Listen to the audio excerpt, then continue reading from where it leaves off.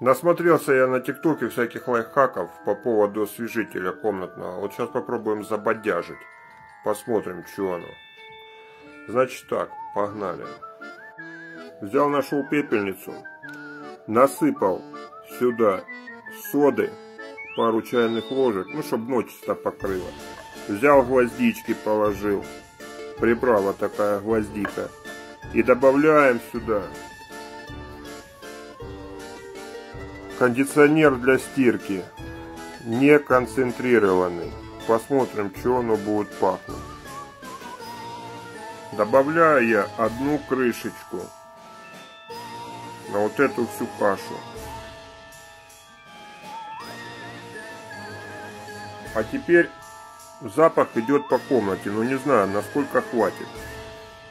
А теперь обращение к тиктокерам.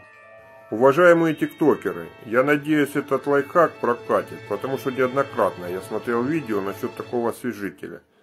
Не дай бог, блядь, у меня будут вонять сигаретами, как и прежде. Я вам всем напишу комментарий, что вы пиздуны. Ребят, подписываемся, ставим лайки, а кто не хочет, идите нахуй.